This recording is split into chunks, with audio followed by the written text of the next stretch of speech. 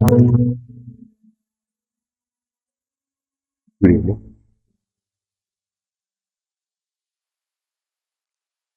પહેલા આપણે થોડી વાત કરીએ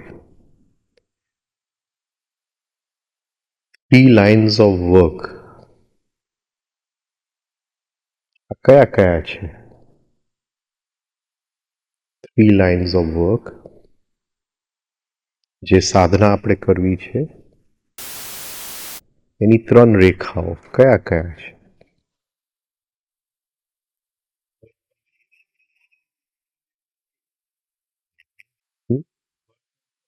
વર્ક ઓન સેલ્ફ એટલે first line of work, work own self, પોતાની માટે કરવું.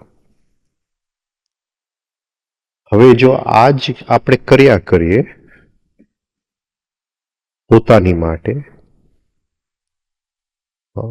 હું મારું જ સેલ્ફ ઓબ્ઝર્વેશન કરું, મારી જ રીતે ધ્યાનમાં બેસું,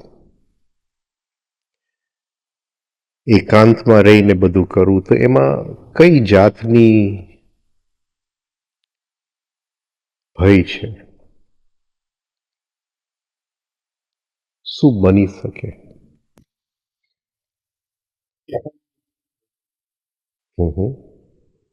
શું બની શકે બીજું?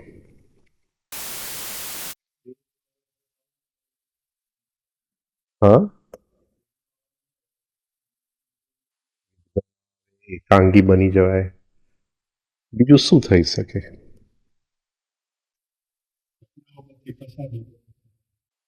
હા, એટલે એ વિઘ્ન ના આવે.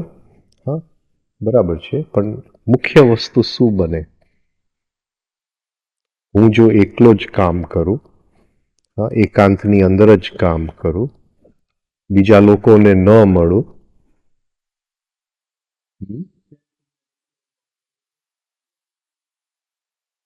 હા, એટલે શું થાય? સેલ્ફિશનેસમાંથી શું ઉત્પન્ન થાય? ઈગો. એટલે જે સાધના હું કરું છું એનો જ મને નવો એક અહમ ઉત્પન્ન થાય, અને એ અહમ જ્યાં સુધી હું લોકોને મળતો નથી, જ્યાં સુધી લોકો સાથે તો નથી, ત્યાં સુધી એ અહમ સાધનાનો અહમ ઓગળતો નથી. એટલે હું જો એકાંગી જ કામ કરું, એકલો જ કામ કરું, first line of work, work own self, ખાલી એ જ કર્યા કરું, તો જે અહમમાંથી હું છૂટવા માંગુ છું, જે સાધનાનો આધારને લીધો અહમથી છૂટવા માટે, એ જ અહમનું કારક બની જાય. હવે second line of work, second line of work શું છે?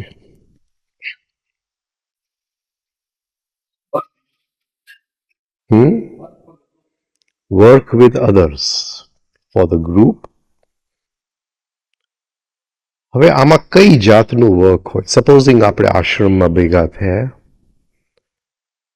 તો ગ્રુપની સાથે કામ કરતા કરતા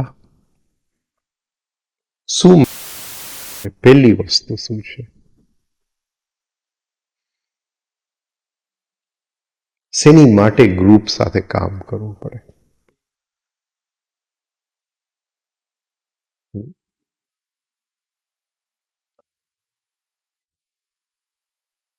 શેની માટે ગ્રુપ સાથે કામ કરવા? શેની માટે આપણે કામ કરવું પડે? આપણે આશ્રમમાં કયા લક્ષ્યથી ભેગા થયા છે? શું આપણું લક્ષ્ય છે અહીંયા આવવામાં? ઘણા લોકો અહીંયા રહે છે, તો અહીંયા આવવા માટે શું લક્ષ્ય છે?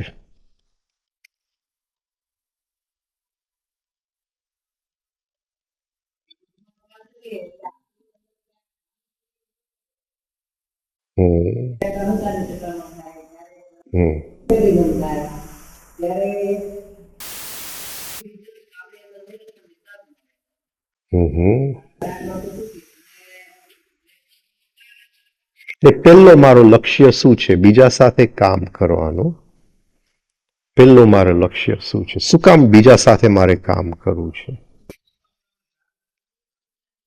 હા, પહેલી વસ્તુ કે can I be free of reaction.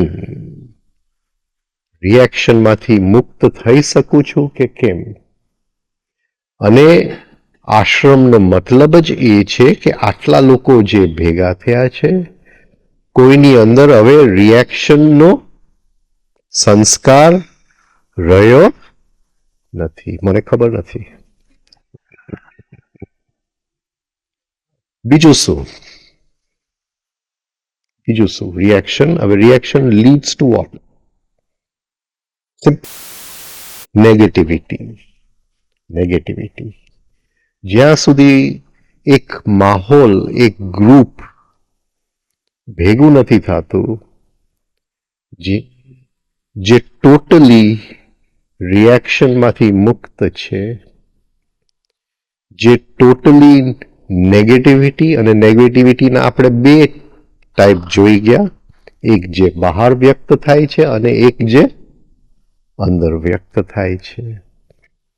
હવે આપણે જો વિચારી શકીએ કે આવું જો ગ્રુપ હોય જેની અંદર એક પણ રિએક્શન ન હોય, જ્યાં નેગેટિવિટી હોય જ નહીં, તો એ કઈ જાતનું ગ્રુપ હોય? શું બની શકે? ત્યાં આપણને કઈ જાતની ફિલિંગ આવે? ગઈકાલે જ આપણે વાત થઈ એની ઉલટું.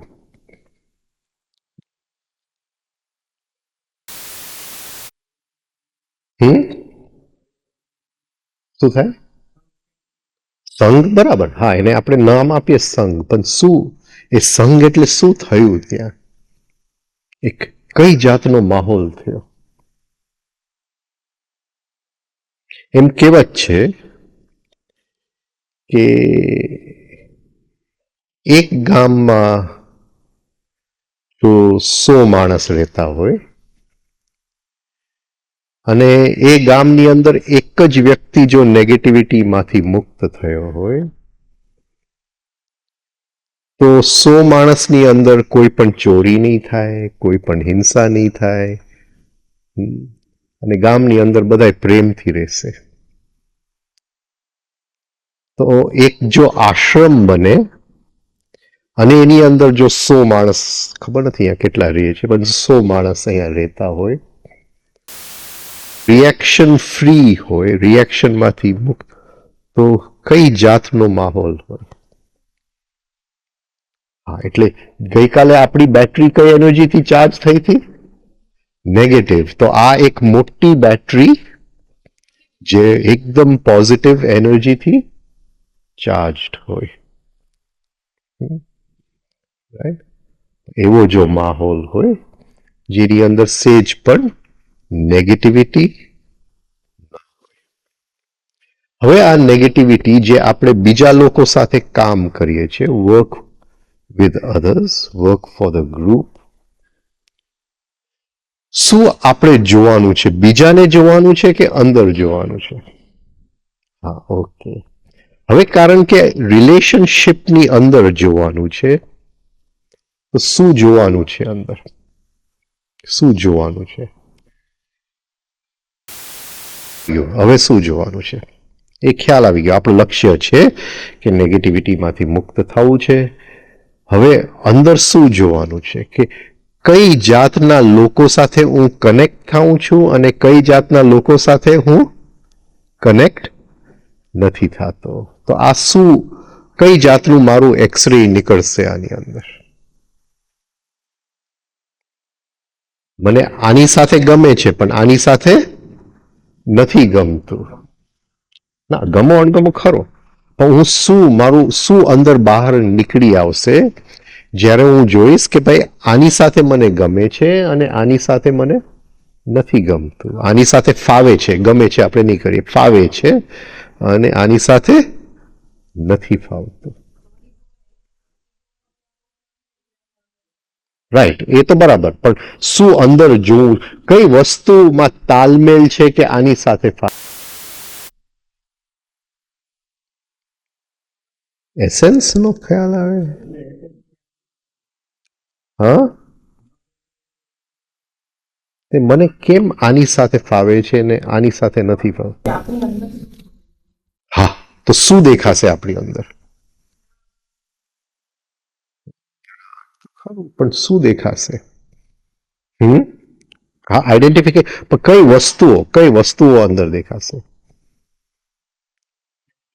જેની ગાંઠો એક સરખા છે, જેના વલણો એક સરખા છે, જેના હેબિટો એક સરખા છે.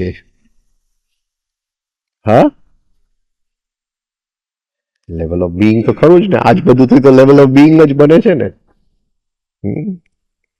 લેવલ ઓફ બીઈંગમાં શું આવે? મારા વલણો, મારા બફર્સ, એ જ બધું આવે મારા લેવલ ઓફ બીઈંગ. હા, તો જેની સાથે ફાવે છે ત્યાં શેની લીધે ફાવે છે, અને જેની સાથે નથી ફાવતું કેમ નથી ફાવતું? હા, ડિસલાઈક તો કરવું એટલે નથી ફાવતું. હા,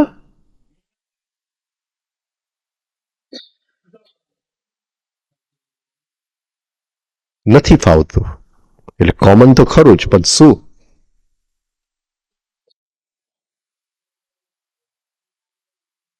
જે વસ્તુ મારી અંદર છુપાયેલી છે, જે હું કોઈને બતાવવા માંગતો નથી, એ વ્યક્તિની અંદર બહાર દેખાય છે, એટલે એ વ્યક્તિ મને ગમતો નથી. હવે સાધના વર્ક વિથ ગ્રુપ ક્યાંથી ચાલુ થશે? જે ફાવે એની સાથે જાઉં કે સાથે જાઉં?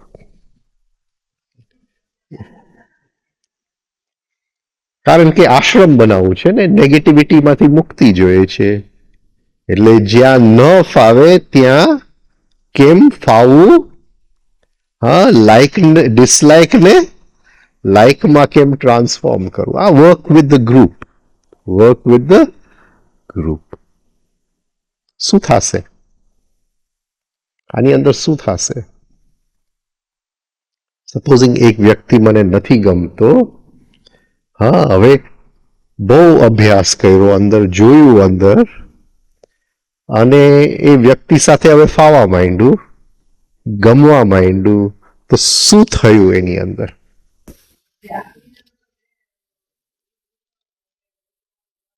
હા, એમાંથી આપણને મુક્તિ મળી ગઈ. મુક્તિ મળી ગઈ. અને આપણે જે આશ્રમમાં આવ્યા છે એ મુક્તિનો લક્ષ્ય હોય તો ખબર. હવે સાંજે આપણે જો વર્ક વિથ અધર્સ કરવું હોય તો પહેલી વસ્તુ શું જોવી જોઈએ? સાંજે કઈ જાતનો હિસાબ લેવો પડે? પહેલી વસ્તુ કે આજે કોઈની સાથે, હા, એટલે બીજો શબ્દ, હવે શબ્દ બદલાવી નાખીએ. કોઈની સાથે કોઈ પણ રીતે કજ્યો થયો કે ન થયો? આજે કોઈની પણ સાથે, હા, કોઈ પણ રૂપમાં કજ્યો થયો કે ન થયો? એટલે એક ગ્રુપ જે ભેગું થાય છે, એક લક્ષ્યના અર્થે ભેગું થાય છે, એ પોતાના અને પોતાના મિકેનિકલ રિએક્શન્સને જે સાધનાનું યજ્ઞ છે એની અંદર હર ક્ષણે હોમતા જાય છે, અને ધીમે ધીમે એક એકદમ પાવરફુલ ગ્રુપ થઈ જાય છે. ઘણીવાર રામદુલારે બાપુ બોલતા કે બદ્રીનાથથી ઘણીવાર રાતે એ તિબેટ ચાલ્યા જતા હતા એ દિવસોની અંદર. કોઈને ખબર ન પડે, બોર્ડર ક્રોસ કરીને તિબેટમાં ચાલ્યા જાય. પછી વાત એવી રીતે કરે કે તમને ખબર છે કે તિબેટની અંદર અમુક ગામ એવા છે જેની અંદર બધા એનલાઇટન્ડ જ હોય. એવું આ આપણું ઓશો આશ્રમ, જ્યાં ક્યાંય નેગેટિવિટી ન હોય.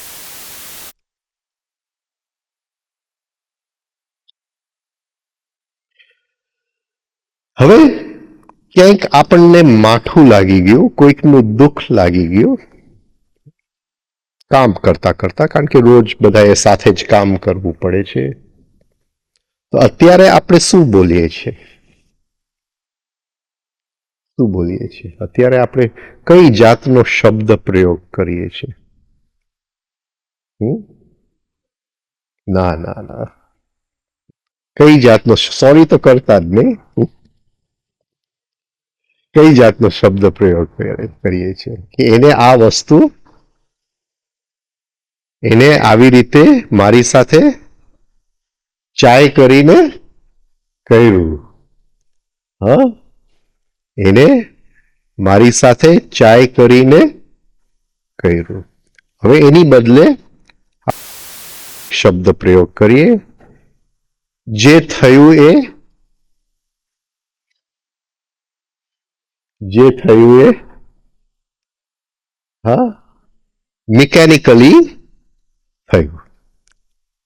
મિકેનિકલી થયું. હવે આ હું જ્યારે બોલું છું કે જે થયું એ મિકેનિકલી થયું, એટલો એનો મતલબ શું છે? નહીં, હું ક્યારે બોલી શકું? હું ક્યારે બોલી શકું? હા, હું મારા મિકેનિકલનેસને જોવાની કોશિશ કરતો હોઉં ત્યારે હું કહું કે ભાઈ એને ચાય કરીને નહોતું કર્યું, એને હા મિકેનિકલી થઈ ગયું. મિકેનિકલીનો અર્થ શું છે? Automatic, right?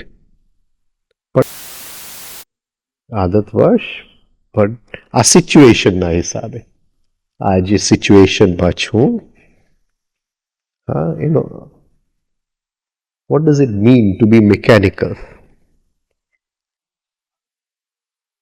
હા, એક મશીન છે, એક મશીન છે, રાઈટ? તો આ સંજોગ છે, એની અંદર મશીન આ રીતે ફરે છે, રિએક્ટ કરે છે. તો એક મશીન છે, આ સંજોગ છે, એની અંદર આના સિવાય કંઈ બીજું કરી શકે એમ નથી. હા, આના સિવાય બીજું કંઈ પણ કરી શકે એમ નથી. એટલે પેલા મને રિએક્શન આવતું હતું, પણ હવે દેખાયું કે આના સિવાય હજી કંઈ કરી ન શકે એમ નથી. એમ નથી. દયા કરતા ક્ષમા, કરુણા આવશે. હા, કરુણા આવશે. હજી હા મિકેનિકલનેસમાંથી ઉપર ઉઠવાનું બાકી છે. એટલે એવો આજથી આપણે શબ્દ પ્રયોગ બંધ કરી દે કે આને તો આવું કર્યું, આને તો આવું કર્યું, આવું નહોતું કરવું જોઈતું તું, આને આમ કર્યું, આને આની વાત આમ કરી. એટલું જ બોલશું કે આ મિકેનિકલ થઈ ગયું, વાત પૂરી થઈ ગઈ. અને મશીનને આપણે કોઈ પણ ગાળ આપીએ, કંઈ પણ મિનિંગ નથી. એટલે જે કંઈ રિએક્શન આવે એ અંદર જ પચાવી લેવું પડે. બીજું, આપણા બધાની અંદર એક વેમ છે. કયો વેમ છે? કે હું ક્યાંક પહોંચી ગયો છું. અને એનું લક્ષણ શું છે? એનું લક્ષણ શું છે?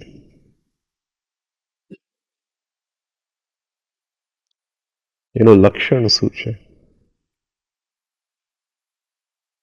નહીં, વિથ ધ ગ્રુપ, આપણે ગ્રુપમાં છે તો હું ક્યાંક પહોંચી ગયો છું, એનું લક્ષણ શું છે? Right, uncalled for advice. હજી બેઠા નથી ત્યાં સલાહ આપવાનું ચાલુ. માંગ્યું નથી, હા, પણ માંગીને સલાહ આપે તો જુદી વાત છે. માંગ્યું જ નથી ત્યાં જો સલાહ આપવાનું ચાલુ કરે તો સમજવું મશીન સિવાય કંઈ પણ નથી. એનામાં મિકેનિકલ આદત છે કે હું કંઈક છું. હા, આ એક અંદર માયા છે. હા, મૃગજલ છે અંદર. પહોંચી ગયો છું અને માંગ્યા વગર જો સલાહ આપવાનું ચાલુ કરે. આ એનું લક્ષણ છે. એટલે આપણે બધાની અંદર એમ છે કે ક્યાંક આપણે પહોંચી ગયા છે, જે કંઈ આપણે કરીએ છીએ એ કોન્શિયસ છે, એની બદલે પેલા આપણું મિકેનિકલનેસ આપણને દેખાવું જોઈએ અને એની માટે સરખી રીતે અંદર જોવું જોઈએ.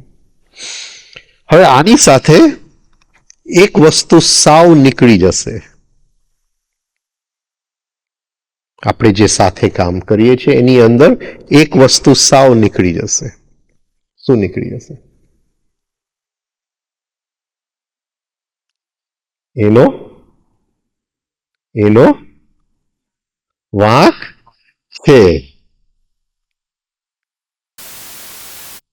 મશીનનો કોઈ દિવસ વાંક હોતો નથી, શક્ય જ નથી.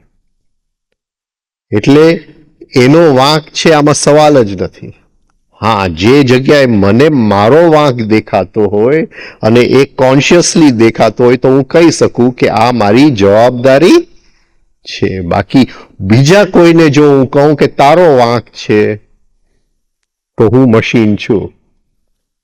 એનો મતલબ જ એટલો જ છે, આમાં કોઈનો વાંક નથી. રાઈટ? હવે જેવું કોઈકને કહું છું કે તારો વાંક છે, અંદર એક રેખા ચાલુ થઈ જાય છે, એક લીટી ચાલુ થઈ જાય છે અંદરના બકબકનું અને નેગેટિવિટીનું. એટલે કોઈનો વાંક નથી. હવે મને નિરાશા થાય છે તો એ નિરાશા શું છે? એના પ્રત્યે નિરાશા છે, એના પ્રત્યે નિરાશા છે. તો એ નિરાશાનું કારણ શું છે? અપેક્ષા. અપેક્ષા. એટલે એ જો ખ્યાલ આવી જાય કે હું મિકેનિકલ છું, આ જે નિરાશા આવે છે એ મિકેનિકલ છે, એ અંદરના ફિક્સ્ડ વલણોમાંથી જ આવે છે કે કોઈક મારી સાથે આવો વ્યવહાર કરે એટલે એ નિરાશા અંદર જ પડેલી હતી એ બહાર આવે છે. આ મશીન જો મારું મને અંદરથી દેખાઈ જાય તો આખી વસ્તુ બદલવાની એક આપણને મોકો મળે. તો પહેલી વસ્તુ એકબીજાની અંદર જે આપણે જોશું કે આપણી મિકેનિકલનેસ. હવે બીજો શું છે? વર્ક વિથ અધર્સ નો બીજો તબક્કો શું છે? બીજો તબક્કો શું? બીજો તબક્કો. પહેલો તબક્કો મિકેનિકલનેસ, બીજો તબક્કો મેની આઈઝ. Many eyes. હા, જેની સાથે વાત કરું છું અને જે વાત કરવા વાળો છે બંને એક વ્યક્તિ નથી. અત્યારે એની અંદર જે આઈ સાંભળે છે એ પ્રેમથી સાંભળે છે. આવતીકાલે બદલી પણ શકે, કલાક પછી પણ બદલી શકે છે. અને આજે જે પ્રેમથી જોઈએ છે એ પથ્થર પણ ફેંકી શકે છે. આ તો નોર્મલ વાત છે. બધાની અંદર 100 કૌરવ તો બેઠા જ છે. હવે હું કહું કે એ મને આવા નજરથી જોઈએ છે અને એ મને આવો વ્યવહાર કરે છે અને એ મને અડધી રાત લોકો આવે કે અડધી રાતે ફોન કરે. આ તો છે જ, 100 કૌરવ તો બધે જ છે. જ્યાંથી ભાગશું એ આપણને મળવા આવવાનું જ છે, કારણ કે આપણી અંદર છે, ત્યાં નથી. એનો વાંક નથી. અને એક કૌરવોને મારવું એટલે બહુ મોટો અભ્યાસ છે. અને હકીકતે આ જે લીલા ચાલે છે, જીવનની જે લીલા છે, એની અંદર 100 કૌરવ અને 5 પાંડવ જ છે. બીજું કોઈ છે જ નહીં. મને એમ લાગે છે આ વ્યક્તિ છે, આ વ્યક્તિ છે, આ વ્યક્તિ છે જ નહીં. આ તો માધ્યમ છે એને વ્યક્ત થવા માટે. એટલે શું થશે? શું થશે? એ જો એને મારી જોડે છેતરપિંડી કરી તો શું થશે? શું થશે? એને જો મારી સાથે છેતરપિંડી કરી તો શું થશે? અત્યારે જો આ 100 કૌરવ મને દેખાઈ જાય તો શું થશે? હા, કઈ રીતે? કઈ રીતે? એ કયો આય છે જે છેતરપિંડી કરે છે? શકુની. અને શકુની તો એક જ છે. એની અંદર હોય કે મારી અંદર હોય? શકુની તો એક જ છે. એ નાટકનો ભાગ ભજવી ગયો. એમાં એનો એ વાંક નથી, કારણ કે એ શકુની જે એની અંદર છે એ જ શકુની મારી અંદર છે. મારો હોય કે એનો હોય, શું ફરક પડે છે?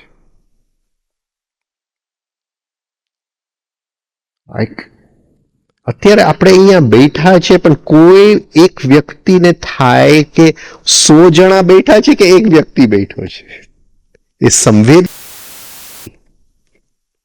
કેવી રીતે આમાંથી મુક્ત થશો? એ અંદર એ સંવેદના જ નથી આવતી કે હું આટલા બધા વ્યક્તિઓ એક સાથે અંદર બેઠા છે.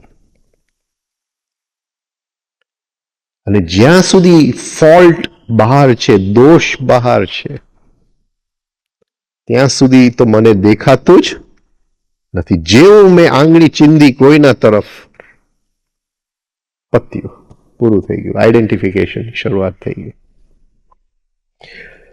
હવે આ મેની આઈઝ જો હોય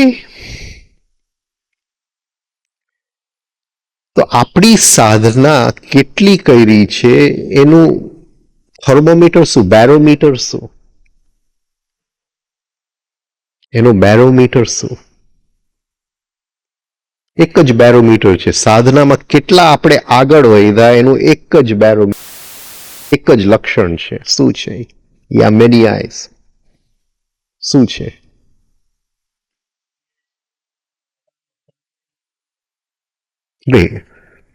મારે જો જોવું હોય કે હું 2 ડગલા ચાલ્યો કે નથી ચાલ્યો, એનું માપદંડ શું? એનું માપદંડ શું? આ મેની આઈઝ. હા, શું કીધું? હા, એ બરાબર ને, પણ માપવાનું શું કહેવાય? માપવાની ફૂટપટ્ટી એક જ છે. એ શું છે? માપવાની ફૂટપટ્ટી એક જ છે. હા, નહીં, માપવાની ફૂટપટ્ટી તો એક જ છે અહીંયા, કે બીજાની નેગેટિવિટી એટલું સહન કરી શકું છું, બસ. આ એક જ અહીંયા માપદંડ છે. જો કોઈ આક્ષેપ નાખે, જો કોઈ કંઈક બોલે અને અંદર રિએક્શન આવ્યું, તો હજી મશીન જ છે. બીજું કોઈ પણ સાધનાનું માપદંડ નથી. એ જેટલું પણ આપણા વિશે બોલવા માંગે એ બોલે, અને અંદર સેજ પણ જો પાણી ન હલે અને કોન્શિયસનેસ અને નાજુકતા ત્યાં ને ત્યાં હોય, તો સમજવું કે 2 ડગલા આપણે ચાલ્યા. અને જો કોઈક બોલે ને અંદરથી ભડકે, જો બોલે, ભલે બહાર આપણે સફેદ ચાદર વાળા બધા બેઠા હોય છે ને કથામાં, રામ નામની ચાદર પહેરીને, જો એ ભડકે બૈડું તો ગયા. અહીંયા એક જ માપદંડ છે કે બીજા જ્યારે આપણા વિશે બોલે, ઉપર આક્ષેપ નાખે અને અંદર સેજ પણ પાણી ન હલે, તો સમજવું કે 2 ડગલા ચાલ્યા, બાકી છેલ્લા બધા વર્ષો પાણીમાં ગયા. આટલું જ છે માપદંડ, આટલું છે. હા, વાત સાચી કે રિએક્શન ઘટ્યું, આ ઘટ્યું, તે ઘટ્યું, પણ માપદંડ તો સાધનાની એક જ છે. ફૂટપટ્ટી તો એક જ છે કે બીજાનું નેગેટિવિટી હું કેટલું સહન કરી શકું છું, સેજ પણ હલ્યા વગર. અને જો તરત જ બહાર નીકળી ગયું તો હજી મશીન જ છે.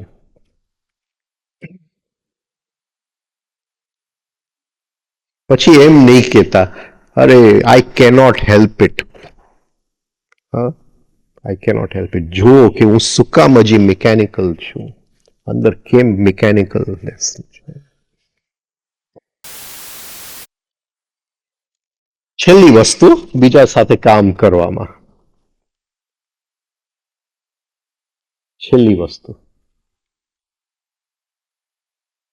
એક સારી વાર્તા ઓશો કરતા એ કે ગાંધીજી શાંતિ નિકેતન રહેવા ગયા રવિન્દ્રનાથ ટેગોર પાસે. આ છેલ્લી વાત.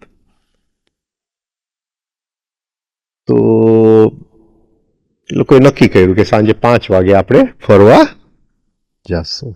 5 વાગે. ગાંધીજી તો ટાઈમના બહુ પાક્કા. અમારા અહીંયા આવતા હતા બાપુજી, શીલાના ફાધર.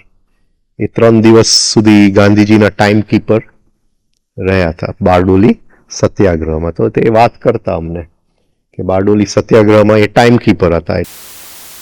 કે ભાઈ નહેરુજી આવવાના છે, એને મેં 7 મિનિટ આપ્યા છે, એટલે 7મી મિનિટ તારે એને ઉઠાડીને બહાર જવા દેવાના. ગાંધીજીનું ટાઈમનું આટલું પાક્કું.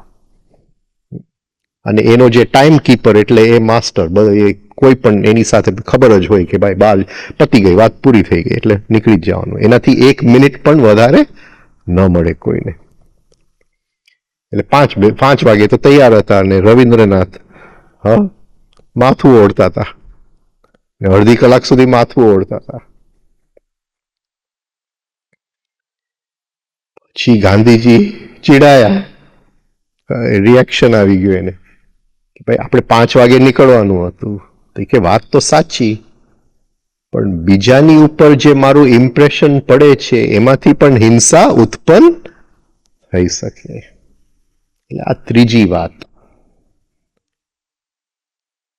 કઈ રીતે આપણે ઇમ્પ્રેશન બીજાની ઉપર શું પડે છે, બસ અહીંથી અહિંસાની શરૂઆત થાય છે. આ જગ્યાથી અહિંસાની શરૂઆત થાય છે. એની ઉપર એવી રીતે પડે છે કે એની અંદર ભય જાગે તો હિંસા જ છે. એની ઉપર એવું પડે છે કે એ કંઈક વાત કરવા માંગે છે કે નથી કરી શકતા તો હિંસા જ છે.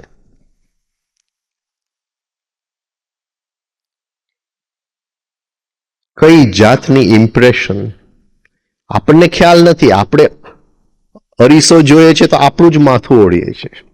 એને સેલ્ફ લવ કહેવાય. આપણને ખ્યાલ નથી કે એ ગયો અહીંથી તો મારું કયું ઇમ્પ્રેશન લઈને ગયો. એને એક્સટર્નલ કન્સિડરિંગ કે એ કઈ લઈને ગયો મારા માટે. હવે અહીંયા ફોલ્સ પર્સનાલિટી અને જે ઇમ્પ્રેશન મારે કોન્શિયસલી મૂકવું છે, બંને વચ્ચેની તફાવત સમજી લેવું જોઈએ. એ શું મારી માટે વિચારે છે એ ફોલ્સ પર્સનાલિટી. હા, એ મિથ્યા અભિમાન, વેનિટી. એ નહીં. મારે કઈ જાતનું ઇમ્પ્રેશન એની ઉપર એને આપવું છે, આ પકડાય છે પોઈન્ટ. આ ત્રીજો તબક્કો, work with others. Work with others જે આશ્રમ વર્ક છે. તો એ ઇમ્પ્રેશન એવું હોવું જોઈએ કે જાને આપણે અંદર કંઈ પણ છુપાયેલું, બધું આપણે એની સામે ખુલ્લું જ છે. ખુલ્લું કરવાની જરૂર નથી, પણ ખુલ્લું છે એવું એક કોન્શિયસલી ઇમ્પ્રેશન આપણે જીવવાની કોશિશ કરવી જોઈએ. તો કોઈ દિવસ હિંસા નહીં થાય. તો આપણે નિમિત્ત નહીં બનીએ બીજાની અંદર નેગેટિવિટી ઉત્પન્ન કરવાની. બાકી આપણે નિમિત્ત બની જશું. એની અંદર તો નેગેટિવિટી પડેલું જ હતું, પણ એ નેગેટિવિટી અચેતન મનમાંથી ચેતન મનમાં આવવા માટેનું આપણે નિમિત્ત બની જશું. તો આ થોડી 3 વસ્તુ છે, 3 તબક્કા છે વર્ક વિથ અધર્સ. પહેલું છે મિકેનિકલનેસ. આપણે જેમ આપણી અંદરની મિકેનિકલનેસ દેખાતું જાય એમ બીજાનું મિકેનિકલનેસ દેખાતું જાય. બીજાનું મિકેનિકલનેસ જોઈ લાગતો હોય તો હજી આપણે મિકેનિકલ છીએ. બીજાનું મિકેનિકલનેસ જોઈને અંદર કરુણા જાગતી હોય તો સમજવું હા પ્રગતિના માર્ગે છે. હા બીજું છે મેની આઈઝ, ત્યાં પણ છે મેની આઈઝ, અહીંયા પણ છે. અને જ્યાં મેની આઈઝ હોય ત્યાં કોઈ દિવસ કોઈનો વાંક હોઈ શકતો નથી. અને ત્રીજું છે કે એવી રીતે હું વર્તું એની સાથે કે સેજ પણ એની અંદર નેગેટિવ ભાવ ઉત્પન્ન થાય નહીં. આ ત્રણ વસ્તુ જો આપણે કરી શકશું તો રિયલ અર્થમાં એક આશ્રમ જીવન જીવી શકશું. હવે તાવડિયાજીના નોટ્સ આપણે આગળ લઈ લઈએ.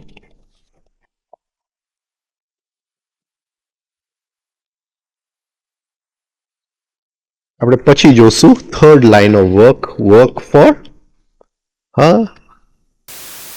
Master, for the aim of the work, not for the master. કેમ માસ્ટર બોલ્યા? કેમ માસ્ટર બોલ્યા? હા, વર્ક ફોર ધ, જે એમ ઓફ ધ વર્ક, જે સાધનાનો લક્ષ્ય છે એની માટે.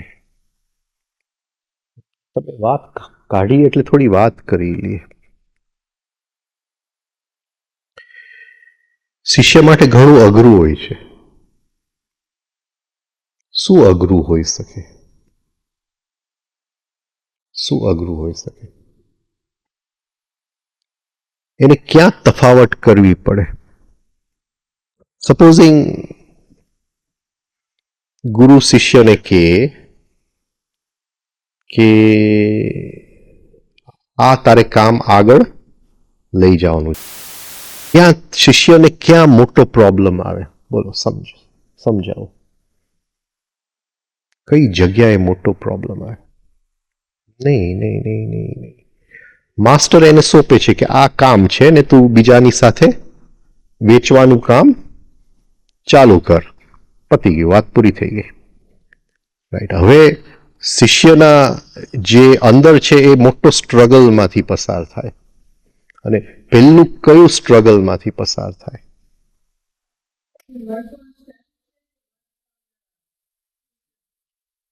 નહીં, કારણ કે જે આખું માસ્ટરનું જે ટીચિંગ છે, એક એક શબ્દ માસ્ટરની પોતાની પ્રેઝન્સથી ભીંજાયેલું હોય છે. હા, એની પર્સનાલિટીથી આખું ભીંજાયેલું હોય છે. હવે એ જ વાક્ય બોલે છે ત્યારે લોકોની અંદર એક જુદો અર્થ નીકળે છે અને શિષ્ય બોલે ત્યારે તદ્દન જુદો અર્થ. એટલે પહેલી વસ્તુ શિષ્યએ શું કરવું પડે? એને કોને વફાદાર રહેવું પડે? માસ્ટરને વફાદાર રહેવું પડે કે વર્કને વફાદાર રહેવું પડે? વર્કને વફાદાર રહેવું પડે. એટલે એ વર્કને પહેલા માસ્ટરની પર્સનાલિટીથી એને જુદું કરવું પડે. અને આ બહુ અઘરું કામ છે, કારણ કે એને પ્રેમ કોની માટે છે? માસ્ટર માટે. અને ડ્યુટી ક્યાં છે? વર્ક માટે. આ બહુ જ અઘરું કામ છે, અતિશય અઘરું કામ છે.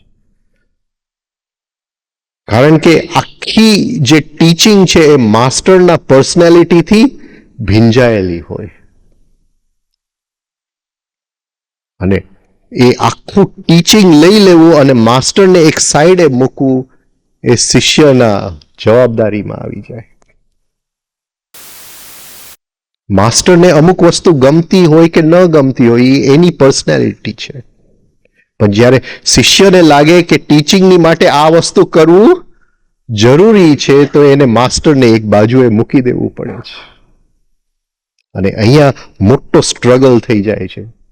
અને જે લોકો માસ્ટરને વફાદાર હતા એ લોકોને એમ લાગશે કે શિષ્ય છે એ માસ્ટરથી અલગ થઈ ગયો. હા, પોતાનું કંઈક ચલાવે છે. પોતાનું નથી ચલાવતો. એ આખી ટીચિંગને માસ્ટરથી અલગ કરવું, એ આખી જે અંદરની સ્ટ્રગલ છે, એ જે પીડા છે, એમાંથી એને પસાર થવું પડે છે.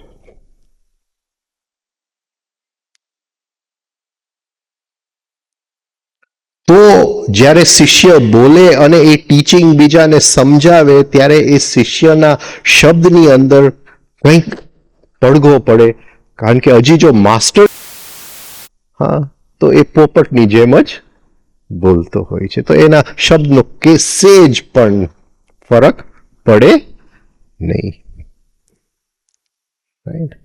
એટલે માસ્ટર અને ટીચિંગ એ બંને અલગ કરવા પડે અને બહુ અઘરું કામ છે, અતિશય અઘરું કામ છે, કારણ કે પ્રેમ માસ્ટર માટે હોય અને ઘણી બધી વસ્તુઓ એવી કરવી પડે જે બીજાને એમ લાગે કે માસ્ટરને દગો દઈ દીધો, કે માસ્ટરથી વિરુદ્ધ ચાલ્યા. શિષ્યને પોતાના વિવેકની અંદર, એની પોતાની દ્રષ્ટિની અંદર એને ખ્યાલ હોય કે આ મારે જે ટીચિંગ છે એ આ રીતે બીજા લોકો પાસે લઈ જવું છે, તો અહીંયા માસ્ટરની જે એના ગમા અણગમા છે એને હું વફાદાર રહી શકું એમ નથી. પ્રેમ તો છે માસ્ટર માટે, બીજા કરતા ઘણું વધારે પ્રેમ હોઈ શકે, કારણ કે એ એક એવી વસ્તુ કરવા માટે તૈયાર છે જે બીજા કરવા તૈયાર નથી. એટલે થર્ડ લાઈન ઓફ વર્ક શું છે? Work for the work, not work for the master, not work for the master, work for the work. કારણ કે એ જે બીજા પાસે લઈ જાય છે એ વર્ક છે. તાવડીજીનો નોટ્સ કાલે લઈ લઈશું, તો ટાઈમ પૂરું થવા આવ્યું. હવે આ વર્ક ફોર ધ વર્કમાં એક વસ્તુ સામે હોવું જોઈએ. એ શું છે? એ શું છે? સતત સામે હોવું જોઈએ. શું છે? તો એ થર્ડ લાઈન ઓફ વર્ક થયું. શું હોય? લક્ષ્ય. એટલે શું? લક્ષ્ય એટલે શું? લક્ષ્ય એટલે શું? કઈ રીતે એ વર્ક ફોર ધ વર્ક હર ક્ષણે છે? એવું નથી કે એ હર ક્ષણે એ વર્ક ફોર ધ વર્ક છે.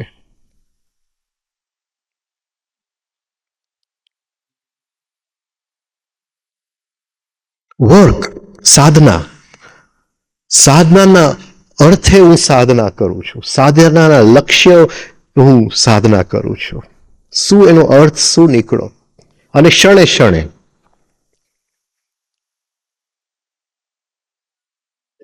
એને કીધું લક્ષ્ય, બસ એને ટ્રાન્સલેટ કરો. લક્ષ્ય એને કીધું ટ્રાન્સલેટ કરો. એને નહીં, શું આ ક્ષણની અંદર,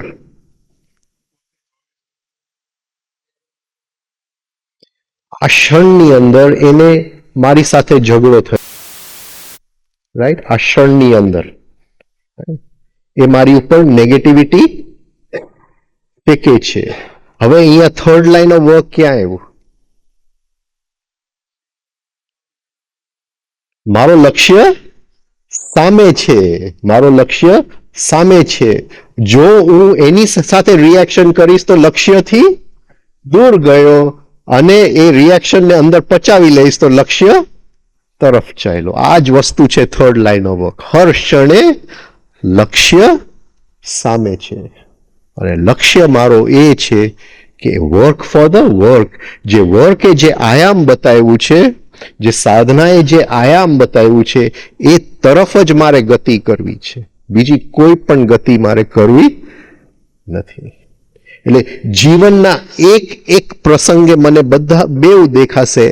આમ કરીશ તો સાધના છે, તો વર્ક ફોર ધ વર્ક. આમ કરીશ તો વર્ક ફોર લાઈફ છે. કયું ડગલું ભરવું? આ જેનું વિવેક ખુલી ગયું છે એ વર્ક ફોર ધ વર્ક કરશે. હવે એ લાયક છે કે આ જે વર્ક છે એ બીજાની પાસે લઈ જઈ શકે. આપણે નથી કહેતો જૈનિઝમમાં, કહીએ જ ને જૈનિઝમમાં, હા, નમો અરિયંતાણમ, રાઈટ? એટલે જેને અંદરની નેગેટિવિટી મારી નાખી છે એ વ્યક્તિ, એને અરી એટલે મારી નાખો. હંત એટલે મારી નાખવો, હા, અરી એટલે દુશ્મન, હા, દુશ્મનને મારી નાખ્યો, અંદરના દુશ્મન. હવે અંદરના દુશ્મન ગયા બધાએ, તો અંદર ખાલી જગ્યા થઈ જાય છે, હા, જગ્યા ખાલી થઈ જાય છે. તો એની અંદર શું ભર? સિદ્ધિ. તો નમો સિદ્ધાનમ. હા, આખું અંદરનું સાયકિક નેચર ખાલી થઈ ગયું, તો એની અંદર શું ભરાયું? સિદ્ધિ. નમો સિદ્ધાનમ. હવે સિદ્ધિ આવી ગઈ. સિદ્ધિ શું આવી? અંદર વિલ જાયગો. હવે હું નેગેટિવ થઈ શકું એમ નથી. તો પછી એનો ત્રીજો આયામ શું છે? નમો આયર્યાણમ. મારું આચરણમાં આવે, રોજના જીવનમાં હું એ સિદ્ધિ જીવતો જાઉં. જો એ સિદ્ધિ જીવું નહીં તો સિદ્ધિનો નવો અહમ બનશે. તો નવો આયર્યાણમ. હા, રોજના જીવનમાં એ સિદ્ધિ જીવતો જાઓ, એક એક ક્ષણે ક્ષણે એ સાધના કરતો જાઓ અને સાધનાના લક્ષ્ય તરફ જતો જાઓ. અને જે પોતાના જીવનમાં એ વસ્તુ જેને ઉતારેલી છે શીખડાવવા માટે લાયક છે, એટલે નવો ઉપાધ્યાય, હા, ઉવજ્યાયાનમ, હા, ઉપાધ્યાય બની શકે, બીજાને શીખડાવવા માટે લાયક બની ગયો, ઉપાધ્યાય બની ગયો, નવો ઉવજ્યાયાનમ. અને જ્યારે બીજાને શીખડાવે ત્યારે બધાનું અટેન્શન આપણી ઉપર પડે. આપણા જીવને બીજાના અટેન્શનની જરૂર નથી, આપણા જ અટેન્શનની જરૂર છે. એટલે એમાંથી નવો અહમ ઉત્પન્ન ન થાય. એટલે હરેક વ્યક્તિ સાધુ છે, એને હું નમું છું. નમો લોહિત સર્વ સાધુનમ. તો આ રીતે આ જીવનમાં ઉતરતું જાય. Work for the work. હર ક્ષણે, હા, સાધનાનો લક્ષ્ય સામે છે અને એ લક્ષ્ય સામે રાખી અને હું આગળ વધતો જાઉં છું. જીવનની અંદર સાધના ઉતરી ગયું એટલે બીજાને શીખડાવવા માટે હું લાયક બનું છું. આ તબક્કાઓ છે સાધના. આજે આપણે વાત કરવી હતી વર્ક વિથ અધર્સ. હા, તો આ થોડું યાદ રાખજો. આપણે બધા સાથે આશ્રમમાં છીએ, તો આ ત્રણ વસ્તુ યાદ રાખજો. મિકેનિકલનેસ, મેની આઈઝ, અને બીજાની ઉપર એવું ઇમ્પ્રેશન ન કરવું કે બીજાની અંદર નેગેટિવિટી કે હિંસા ઉત્પન્ન થાય. અહીંયા પૂરું કરીએ. Thank you. Good night.